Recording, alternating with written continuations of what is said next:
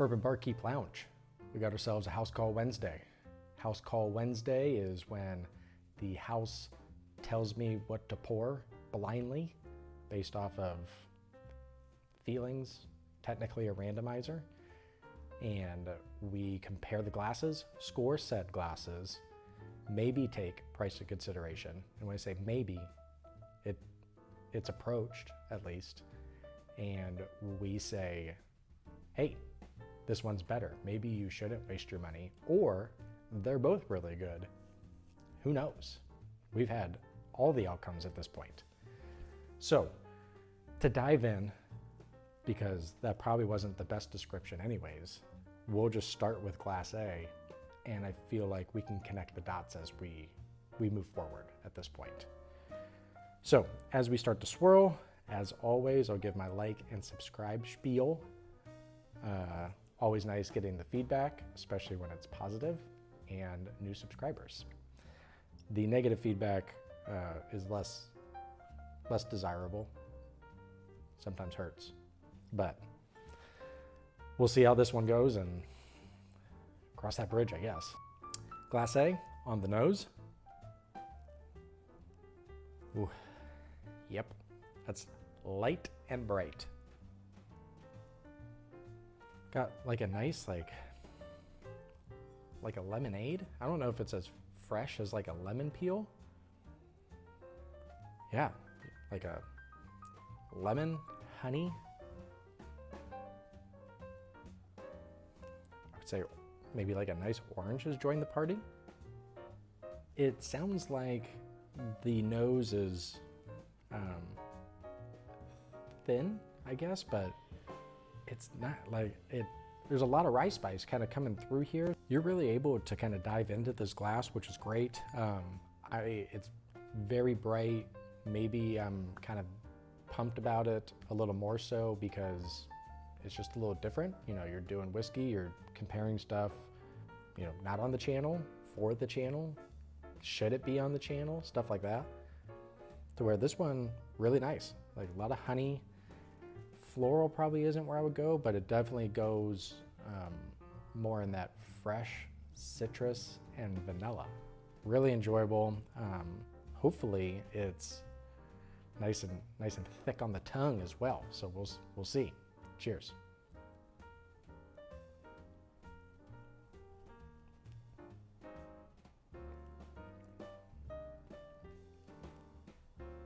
That's nice. A lot of rye spice.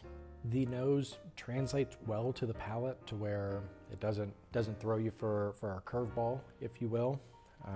If you're not into baseball, we'll go with a left turn. I don't know why that's out of the ordinary either, but apparently it is. But you still get like a nice lemon peel. It's almost like a drying, like if you were to have a lemon peel. What else? There's a nice like a Earl Grey tea in here to where the sweetness with the honey and the vanilla could bring you to like a Chick-fil-A sweet tea.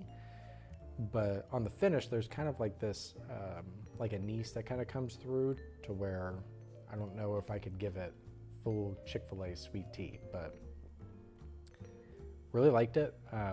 Took a bigger sip. When it was in my mouth, I was like, wow, that was an aggressive sip, not knowing what this is or proof.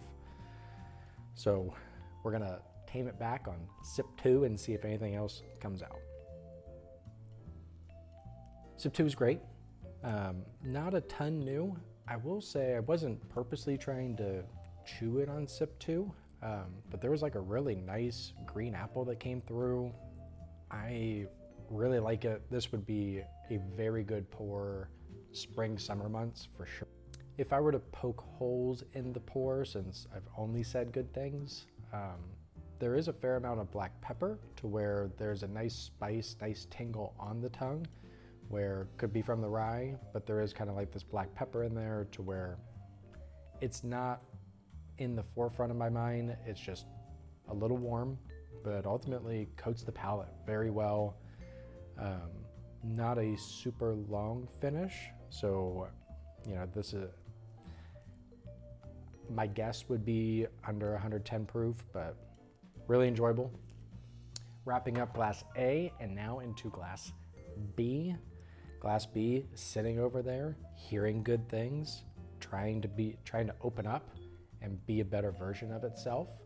And we'll see if they accomplish that. Glass B on the nose. Glass B heard all the light bright from glass A, and glass B said, I'm gonna be the opposite. This is heavy brown sugar. A lot of oak, a lot of cherry. You know, you try and steer away from, like, I mean, everybody says caramel and vanilla. Sometimes they're just a little more pronounced, and I would say that that reigns true here. But this is like a musty oak and brown sugar bomb at this point. Very traditional. You know, some bottles, you know, have some fun stuff. You get some bubble gum sometimes. You get some peaches, maybe peaches and cream sometime. This one said, I know what whiskey smells like, and I'm gonna smell exactly how I'm supposed to smell. This is no left turns, no curveballs. This is whiskey, and I feel pretty confident bourbon, straight as an arrow. Let's see if it remains true on the tongue. Cheers.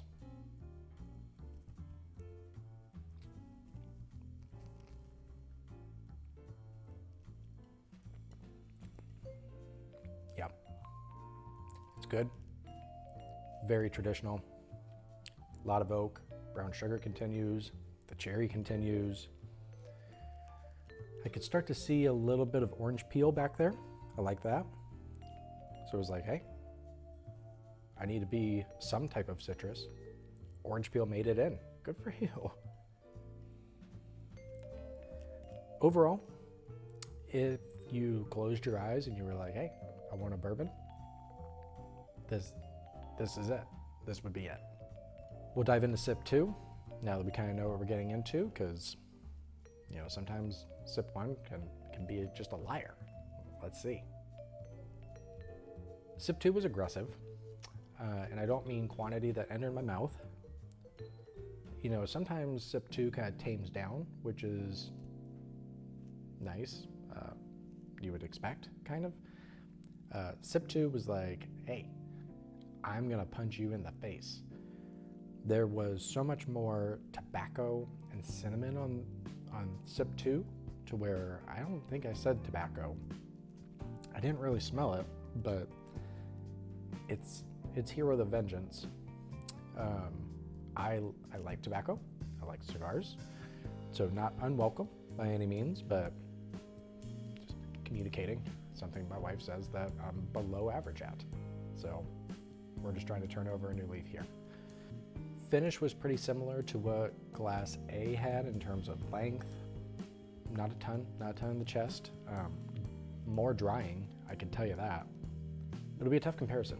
I mean, you're talking two very different pours. I'm curious what brought them together, because right now, not a ton of similarity, but we're gonna go back to back here, I guess off camera, if you will.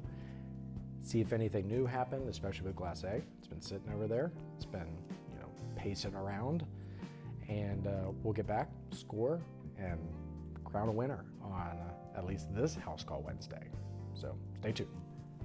Part 2 of the episode, we're going to just dive into the scoring, because I'm told that some of these episodes run a bit long, and it hurt my feelings at first, and then I stepped back and said, yeah, sometimes they do. So glass A, on the pure senses, we will go 72. I really enjoy it. It's good. Finish, if you want a long finish, this is going to leave you a bit wanting. I think the thing that I really like about this is whiskey is difficult to fit into your calendar in the spring, summer months, and this is one that you can plug right in, and you hope that it's not $80, because I don't know yet. Glass B, on the other hand, it's everything you want your whiskey, I feel pretty confident, bourbon to be, and poking holes in it, I would say it's probably going to be a little unmemorable. Price could sway me, which is why we do bang for the buck. So in terms of wanting that quintessential bourbon flavor, I'll go 69. So a step down because it's a little less unique, but ultimately, I mean, it's kissing the good stuff. It's just not in the good stuff. Just wasn't blown away, you know? So now I'm gonna start looking down a bit because this is blind and I gotta figure out what I'm working with. So the first thing that we'll do is figure out the matchup and then figure out the price, because that's how we score bang for the buck. As I mentioned at the start of the episode, this is based off of a randomizer. We just have a bunch of battles, blinds, something like that, into Google Forms. So at 145, we have $40 versus Glass B, $65. 65 is going to be tough. That's going to be a tough sell at this point.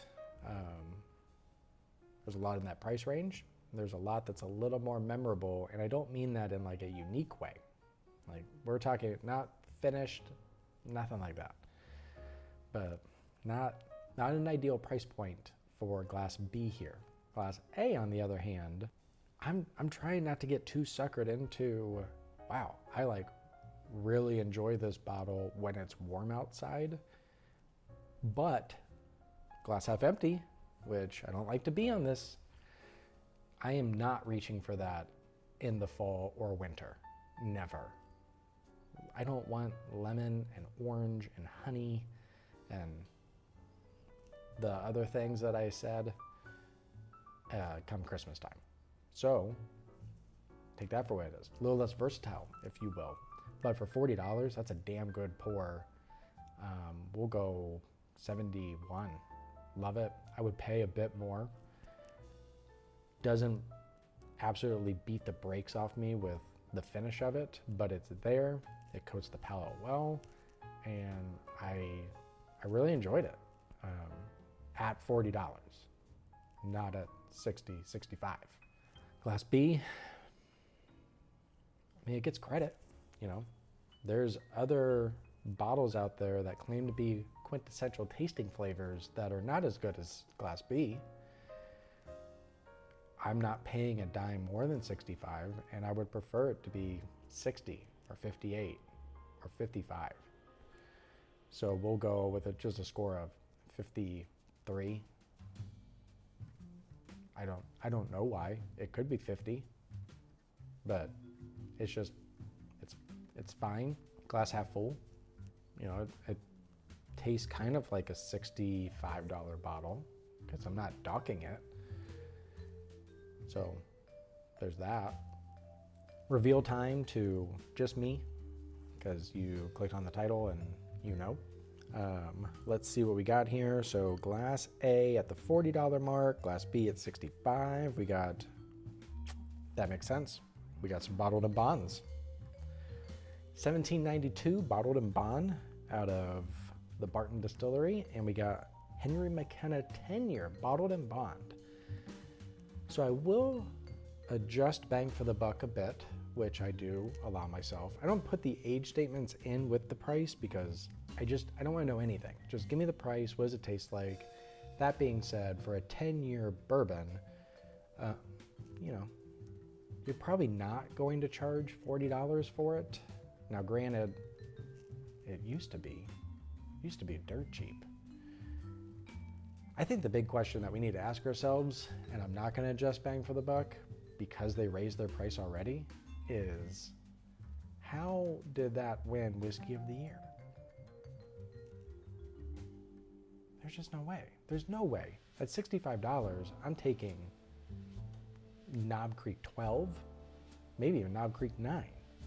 Anyways, yeah. Remembering, you know, you're trying to do this on the fly, but remembering that they used to be, what, $35, $40, I think? Now they're 65. They do not get an increase on bang for the buck because they've already done an increase for bang for the buck, so I don't need to do that for them. I may lower it just out of spite at this point. I mean, this was even pre-inflation. unacceptable. So take that for what it is. I know there's some Henry Mckenna fans. There's a lot of volatility in the single barrels. I feel like I got a good one. I do enjoy it. Just 65. It's just a no for me. No. I probably gave it too much credit on bang for the buck. Oh well. Anywho, like, subscribe. I probably should say that sooner because no one makes it this far. But we had one person say that they like and subscribed on the second one, so we're gonna keep plugging away. And for the people that did not, maybe next week. So thanks for coming back at least, and thanks for all the support. And yeah, that's about it. Cheers.